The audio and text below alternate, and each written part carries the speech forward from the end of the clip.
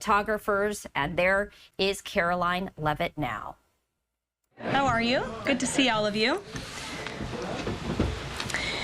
What we've witnessed President Trump accomplish over the last few days has been nothing short of remarkable. We are now 3.5 years into the war between Russia and Ukraine, a brutal conflict that has claimed hundreds of thousands of Russian and Ukrainian lives and cost trillions of dollars. The weakness and incompetence of Joe Biden foolishly allowed the killing to start in the first place. Until President Trump returned to office in January, the bloody and broken Biden status quo was to endlessly force American taxpayers to fund Ukraine no matter the cost, no matter how long it takes, and no matter how many lives were lost. There is no denying that Biden's America Last foreign policy moved the world further away from peace. President Trump rejected that failed approach and instead, over the last 7 months, has relentlessly pursued peace throughout his second term. And thanks to President Trump's efforts, we finally have movement after years of deadly gridlock. On Friday, as you all know, many of you were there, President Trump hosted Russian President Vladimir Putin in Anchorage, Alaska, for a bilateral meeting. This was the first time President Putin has been to the United States since 2015, and the first time he has met with an American president in years. President Putin publicly confirmed what President Trump has said all along. The war between Russia and Ukraine never would have started in the first place if President Trump were in office. This was always obvious to any person with a shred of common sense. Just look at what took place during the last 4 administrations. Under George W. Bush, Russia invaded Georgia. Under Barack Obama, Russia took Crimea. Under Joe Biden, Russia invaded Ukraine. But under President Trump, Russia did not invade nor take anything. President Trump is the only president this century, Republican or Democrat, who has held Russia in check and ensured peace in Europe. That's because Russia has always greatly respected President Trump and his peace through strength foreign policy approach. But overall, the bilateral talks in Alaska were very productive, and multiple key points were agreed to between the two leaders that truly opened up the door for Phase 2 discussions, which took place yesterday here at the White House. Within 48 hours of that meeting in Anchorage, I may add. As you all know, there were many European leaders here, as well as Ukrainian President Zelenskyy. They all traveled here to meet with President Trump to maintain the momentum and work toward a lasting peace. Across the board, every leader credited President Trump for his decisive leadership that has reignited the dialogue in hopes of finally bringing this war to a peaceful conclusion. 2 quotes in particular capture the progress that was made and the optimism moving forward. Finnish President Alexander Stubb said, "I think in the past 2 weeks, we've probably had more progress in ending this war than we have had in the past 3.5 years. Again, that is the president of Finland, a country that shares a border with Russia. That's what we call the President Trump effect. NATO Secretary General Mark Rutte also summed it up well. Without President Trump, this deadlock with Putin would not have been broken. He is the only one who could do this." Following the encouraging conversations yesterday, President Trump spoke with President Putin by phone, and he agreed to begin the next phase of the peace process, a meeting between President Putin and President Zelenskyy, which would be followed, if necessary, by a trilateral meeting between President Putin, President Zelenskyy, and President Trump. As the president said, Vice President Vance, Secretary Rubio, and Special Envoy Witkoff will continue to coordinate with Russia and Ukraine to make this happen as soon as possible. It's very important to remember that before President Trump's landslide victory last November, there was no end in sight to this bloodshed. Now, there may finally be light at the end of the tunnel and an opportunity for lasting peace. That's because President Trump is the peace president, and American leadership is back on the world stage. It should not be lost on anyone in this room that world leaders are coming right here to Washington, D.C. for help. While previous presidents have traveled halfway around the world to apologize for America, President Trump stands up for America, and he has firmly restored America's status as the undisputed leader of the free world. However, one thing that has absolutely not changed is the media's negative and downright false coverage of President Trump and his foreign policy accomplishments. From the beginning of this entire process, much of the left-wing media has been actively rooting against the President of the United States in the pursuit of peace. Initially, the media ridiculously claimed that President Trump was somehow beholden to Russia for even agreeing to have a face-to-face discussion with President Putin inside of the United States. The media said President Trump was making a grave mistake by, quote, legitimizing Putin. They were aghast that President Trump would treat another world leader like a world leader. The media relentlessly attacked President Trump and claimed he suffered a, quote, major defeat for not immediately emerging with a final agreement, even though he said heading into that meeting, this was a meeting to listen and to understand how to move the ball forward. All weekend following those historic U.S.-Russia bilateral talks, we listened to clueless pundits on television trying but failing to claim that the president had failed. The so-called experts in the foreign policy establishment, whose record is nothing but endless wars, trillions of wasted taxpayer dollars, and dead Americans, have the nerve to try and lecture President Trump, who has solved 7 global conflicts in 7 months, about peace. This is the same president, by the way, who brokered the Abraham Accords in his first term, on top of more than half a dozen other peace deals this year alone, as I just said. We also saw yesterday the president of Ukraine and all of the other major leaders of Europe fly across the Atlantic Ocean to meet President Trump at the White House because of the progress that was made, and that, if you ask the media, failed meeting, but it was not. It was highly productive and it was successful. This is why Americans' trust in the mass media is at a lowest point in more than 5 decades. Diplomacy is a delicate process, and instead of reporting the facts about what is happening here at this White House and what is happening between this president and other leaders around the world, many outlets in this room continue to try to actively undermine the president and sabotage the efforts towards peace. That is why I felt the need to set the record straight. In other news, on the home front, President Trump's efforts to make D.C. safe again are working. There have been a total of 465 arrests since the start of this operation on Thursday, August 7th. Last night, there were a total of 52 arrests, including the arrest of an illegal alien MS-13 gang member with convictions for DWI and drug possession. Thanks to President Trump's leadership and the outstanding work of both federal and local law enforcement, dangerous gang members like the one picked up last night will not be allowed on the streets of our nation's capital. Other arrests last night included assault with a deadly weapon for stabbing, parole violation for robbery, murder, outstanding warrant for attempted murder, assault on federal law enforcement officer, and felony assault. 4 more homeless encampments were also removed during yesterday's reporting period. To date, a total of 48 homeless encampments have been cleared in Washington, D.C. by multi-agency teams. MPD patrol units are actively working with city officials to locate and clear additional encampments and remove homeless residents off of Washington's streets. And despite fake narratives from the media, again, a significant number of the arrests have been in high-crime areas of D.C. In fact, nearly half of all of the non-illegal alien-related arrests have occurred in wards 7 and 8, the 2 wards that have the highest number of violent crime, as well as homicides and assaults with dangerous weapons last year. So while Democrats continue to coddle violent criminals, President Trump and this administration are focused on putting them behind bars and unapologetically standing up for the safety of law-abiding American citizens. And the White House will continue to provide all of you with the results of this operation in the days ahead.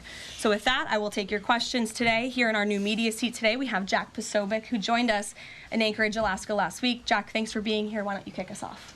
Karoline, thanks so much. So a couple of questions regarding the status of these peace talks. Obviously, we saw the president and President Putin there in Anchorage. We saw the world leaders here yesterday with this summit. We've heard phrases like coalition of the willing. We've also heard Article 5-like guarantees.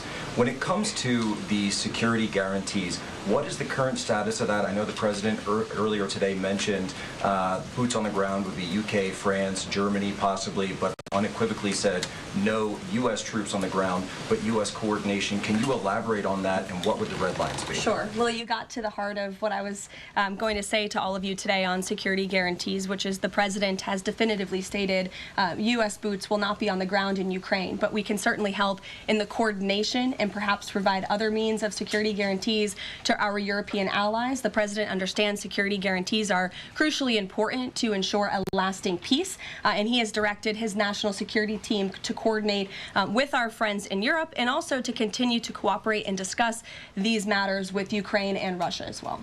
Karoline, now, have the Russians responded at all? I know we spoke with President Putin last night. What has been their response? Because we've heard some reports from the Kremlin and others saying they're unequivocally against NATO troops on the ground. Well, look, the president continues to have these conversations with both leaders. Those conversations took place in Anchorage, Alaska, again yesterday with the Europeans and President Zelenskyy, and he has directed his team to come up with a framework for these security guarantees that can be acceptable to help ensure a lasting peace and end this war. And then just last question real quick on this. Regarding some of the funding, we're hearing questions about another round of weapons sales or possibly a round of U.S. purchases of Ukrainian drones. Will that money be funded by the U.S. taxpayers? Are we finally going to see an end to the U.S. taxpayer-funded, seemingly endless mandate for these foreign wars? Well, the president is very sensitive to the needs of the American taxpayer, and immediately upon entering office back in January, he made it very clear that we're not going to continue writing blank checks to fund a war very far away, which is why he came up with the very creative solution to have NATO purchase American weaponry, because it is the best in the world, and then to backfill the needs of the Ukrainian army and the Ukrainian people and their military. So that's the solution the president has came up with. We'll continue to see that forward. As for any additional sales, I'll have to defer you to the Department of Defense. Thanks so much. Thanks, Jack. Kelly. What has President Trump learned that tells him that Vladimir Putin would be willing to make a deal for him, for President Trump? Well, the president has learned a lot, which is part of the reason he opened up this dialogue. The previous administration, who oversaw the beginning of this war, refused to talk. And President Trump has always said, in order to learn, in order to move the ball forward with diplomacy and towards peace, you have to have open dialogue. And so that's why the president has had several conversations by phone and, of course, an in-person meeting last Friday with President Putin. He also has talked to President Zelenskyy dozens of times, had him here at the White House yesterday, and he's understanding what both sides want, what both sides are going to have to give up. And he has always said, in order to get a good deal, both sides are going to have to walk away a little bit unhappy. So he continues to learn a lot throughout these conversations, which is why we've seen progress from both sides. And I would also just add, when it comes to learning and moving the ball forward, look at how both Russia and Ukraine have actually talked directly for the first time in many years, thanks to the efforts of this president and this administration. Specifically for President Trump, though, what do you think Putin's motivation is to try to do something for President Trump, as opposed to just resolving the conflict? I think, as I just spoke to in my opening remarks, Kelly, Russia and all countries around this world actually respect the United States again, and the president is using the might of American strength to demand that respect from our allies, our friends, our adversaries all around the world. And we've seen that not just lead to progress with Russia and Ukraine, but also we've seen it in the closing of 7 global conflicts around the world as well. We've seen it with the release of hostages in Gaza. You've seen it with the end of the conflict between India and Pakistan, which could have resulted in a nuclear war if we had not had a president who believed in the strength and the leverage that comes with the job of being the president of the United States of America. Rachel. Thanks, Caroline. Heading into Alaska, a lot of the focus in the talk was on this trilateral meeting between these 3 leaders. Can you explain how this went from a trilateral meeting involving President Trump to now the focus being on this bilateral meeting without the president first? Well, look, the president has spoken to both leaders about this, and both leaders have expressed a willingness to sit down with each other. And so our national security team will help both countries do that. Ultimately, the president has always said that there are areas of disagreement in this war that will have to be discussed and decided upon by these 2 countries. And so he wants these 2 countries to engage in direct diplomacy. He's said that from the very beginning, which is why he's agreeable to the idea of having President Zelenskyy and President Putin get together. And I understand accommodations for that meeting are underway. As soon as we hear more details, we'll be sure to let all of you know. And just a quick follow-up. We know as of right now there is no ceasefire in place. We've seen Russia continue its attacks on Ukraine. What indications is the president getting from Putin that he wants to have this meeting with Zelenskyy soon? Because he spoke to him directly yesterday. And he expressed that sooner rather than later. He spoke to that directly yesterday, and the president put that in his statement that he gave to all of you, the news media, knowing you'd be asking following that conversation in the effort of transparency. Haley. Hey, thanks, Caroline. You made clear note of U.S. boots on the ground? Is the president considering U.S. boots in the air as a form of a security guarantee? Look, that was something the president mentioned on his interview this morning. It is an option and a possibility. I won't certainly rule out anything as far as military options that the president has at his disposal. I'll let him do that. I can tell you he's definitively ruled out boots on the ground. Sure. Thanks, Tara. Just about the possible venue for the talks. Can you confirm that Putin suggested Moscow as a venue for the bilateral talks? And if so, doesn't that indicate that Putin is perhaps not serious about this, that he's suggesting a venue that there's no way that Zelenskyy is going to go to? Look, I'm not going to litigate the private conversations between the president and President Putin, aside from what the president himself has already spoken on. But I can tell you there are many options that are being discussed by our national security team right now with both parties. Can you give us an indication of where? I just told you we'll provide you details as soon as we can. Thank you for trying, though. Libby. Thank you, Caroline. I wanted to ask about the National Guard troops. How is the White House coordinating with how they're being placed in D.C., what areas?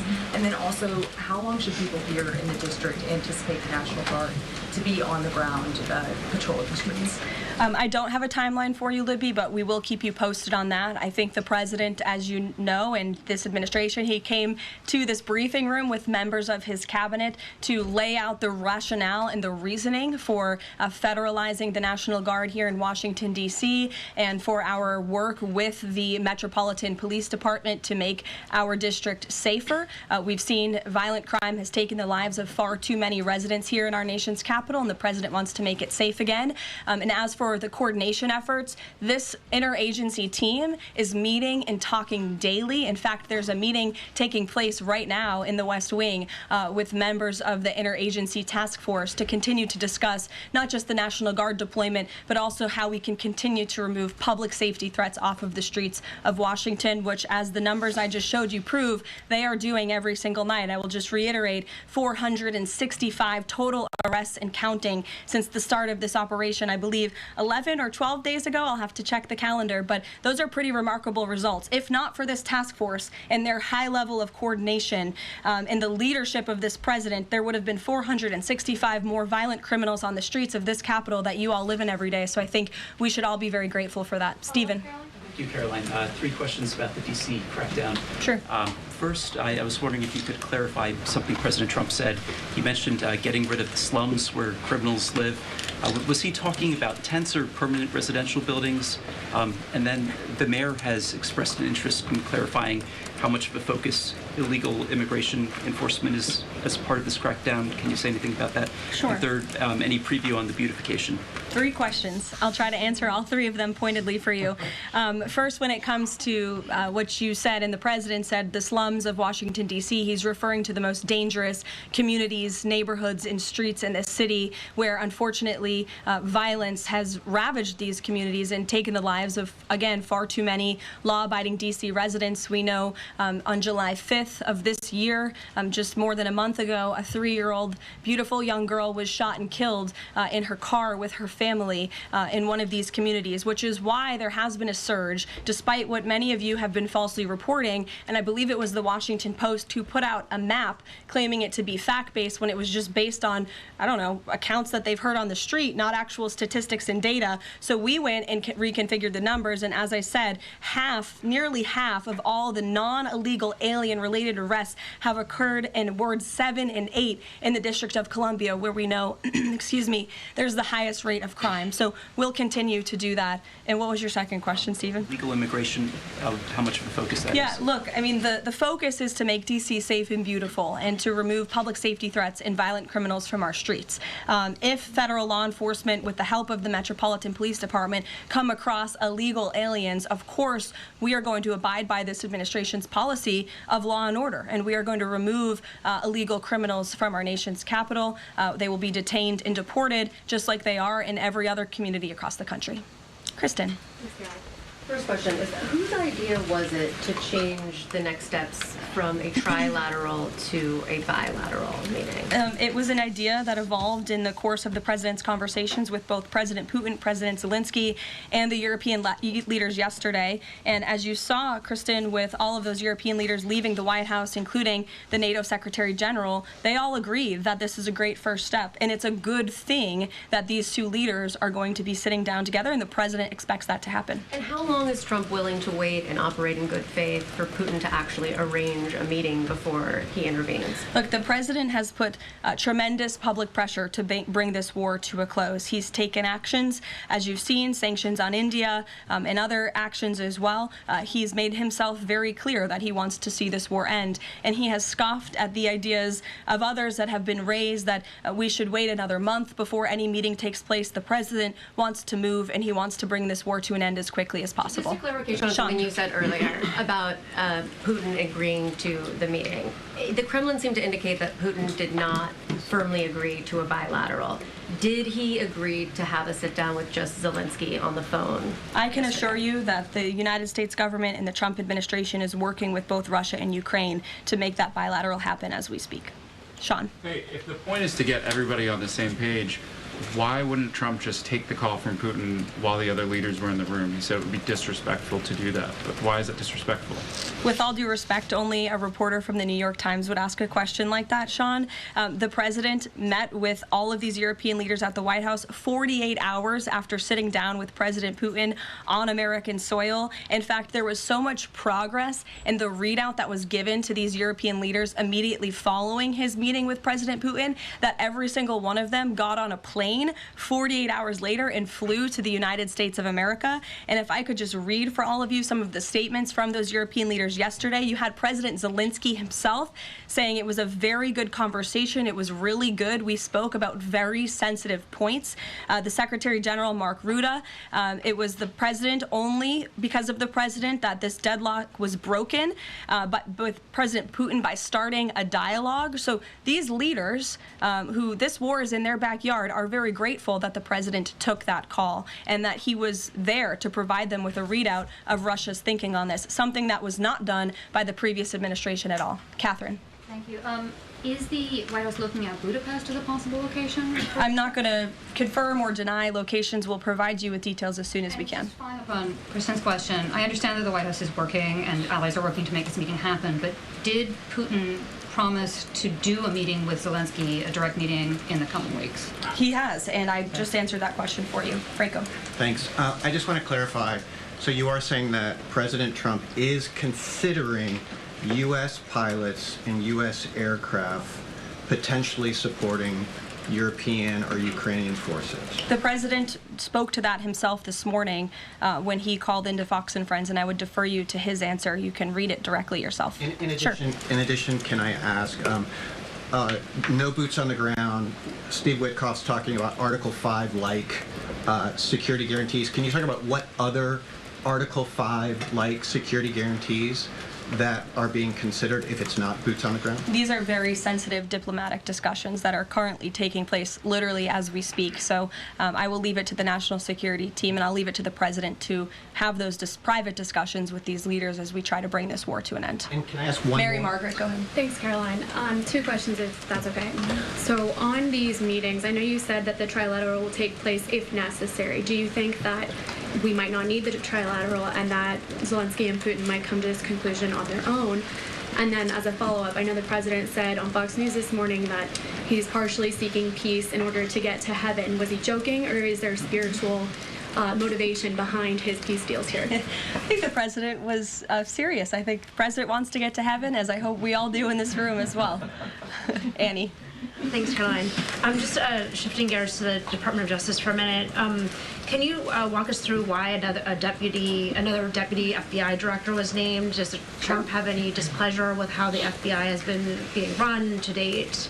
And I have a question about the antitrust division. No, Andrew Bailey is extremely qualified. As you know, he's been serving with honor as the Attorney General of Missouri, and he's been brought on as another set of very credible and experienced hands to work alongside the current Deputy Director, Dan Bongino, under the leadership of the Director, Kash Patel, and the Attorney General, Pam Bondi. And the FBI has been doing a tremendous job. We've seen their agents out on the streets as part of this interagency task force here in Washington. But the crime that they've been stopping here in Washington, they've been doing this for 7 months all across the country. In fact, there's been 19,000 arrests by the FBI nationwide. That's more than double last year in the same time period. Of those, 1,600 arrests were for violent crimes against children. 4,000 child victims have been rescued by this FBI under this current leadership. 1,000 arrests from investigations of foreign terrorist organizations. There's been 1,500 kilos of fentanyl seized, 6,300 kilos of meth have been seized, and 3 of the top 10 most wanted have been arrested so far. Not a single one of the individuals on the top 10 most wanted list were arrested under the previous administration. We've arrested 3 in 7 months. So when you're actually working and enforcing law and order, you need all hands on deck. And so we look forward to welcoming Andrew Bailey to this new post. Jackie. I have a quick question about Roger Alfred, who's a former DOJ official. He gave a speech in Aspen yesterday where he said that senior DOJ aides are cutting deals with favored lobbyists. I'm wondering if the president has any concerns at all with the way the antitrust division is working. I have no idea who that individual is. I don't know why he made those comments. I don't know what basis he's making those comments on. My instinct tells me it's not true, but we will definitely look into them and I'll get you a response. Thank you, Caroline. Jackie. Thanks, Caroline. Since the president often says that this war would not have started if he were in office, and True. and Putin confirmed that. It's true. Do you accept that as true? The Probably. European leaders do. Well, and President Putin himself said that, by the way. He did say that. The question I have, though, is what is the president going to do to ensure that these security guarantees last beyond him into the time when he is no longer president? And does that have to involve Congress at all? Well, he understands the need for that, which he spoke to yesterday. And what's he going to do? It's why he's engaging in so many talks and so many conversations with both sides of this war with our European allies. It's why on the way home from Anchorage, Alaska, very late at night, when I know many of you on the press plane were sleeping and many staff were sleeping, the president himself was still awake at 2 o'clock in the morning talking to European leaders and NATO about how we can ensure a lasting peace and bring this conflict to an end. He has expended an incredible amount of time, energy, and effort into bringing this war to an end, and he remains determined to do that. Also, can I ask you about the Thank you, Caroline. DC crime? Sure, Jake, and then to your right. All right. Thank you, Caroline.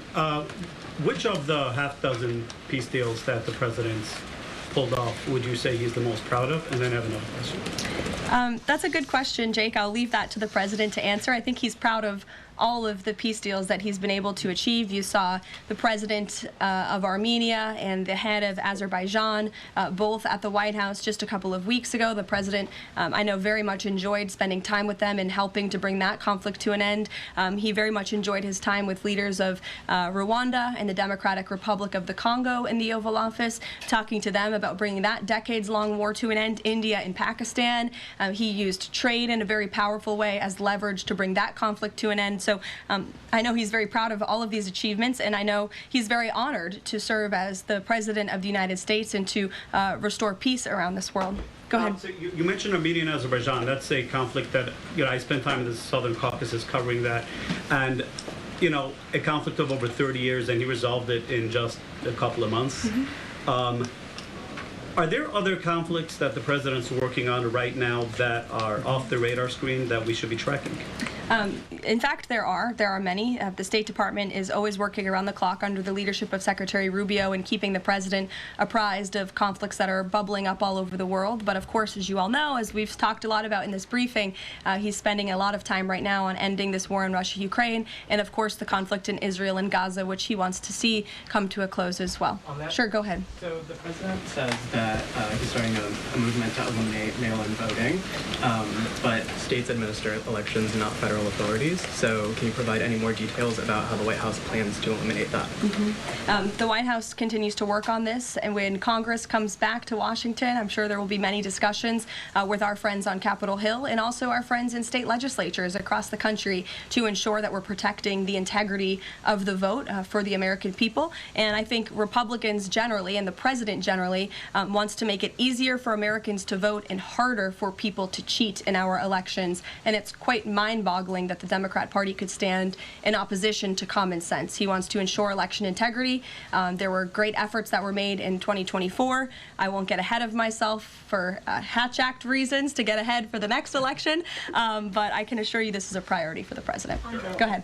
If I could just follow up on your comments about Gaza. Sure.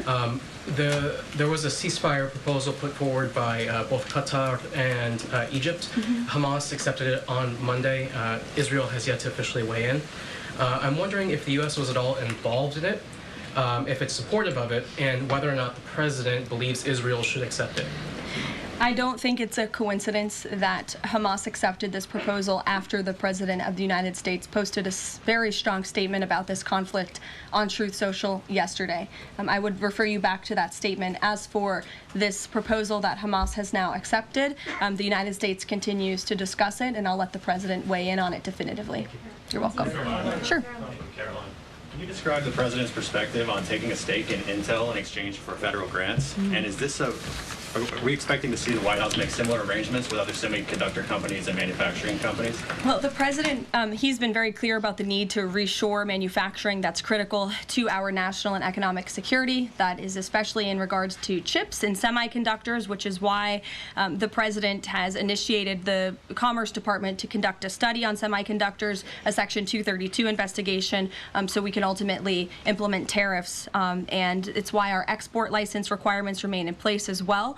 As for this 10% government stake deal, the Department of Commerce continues to work on it. I know Secretary Lutnick is working on it and ironing out the details, but the president wants to put America's needs first, both from a national security and economic perspective. And it's a creative idea that has never been done before to ensure that we're both reshoring these critical supply chains while also gaining something of it for the American taxpayer. You're welcome. Emily. Thanks, Caroline. I wanted to ask about the 3 U.S. warships that are being sent to Venezuela, and there's 4,000 Marines on board. Are you looking at possibility of boots on the ground there? What I will say with respect to Venezuela, President Trump has been very clear and consistent. He's prepared to use every element of American power to stop drugs from flooding into our country and to bring those responsible to justice. The Maduro regime is not the legitimate government of Venezuela. It is a narco-terror cartel. In Maduro, it is the view of this administration, is not a legitimate president. He is a fugitive head of this cartel who has been indicted in the United States for trafficking drugs into the country. And with that, I will leave you all, and we will see you later, if not tomorrow, and I look forward to taking more of your questions. Thank you. Thanks, Caroline. Thank you. So that concludes the White House briefing right there, as Press Secretary Karoline Leavitt answering a number of questions, most of them pertaining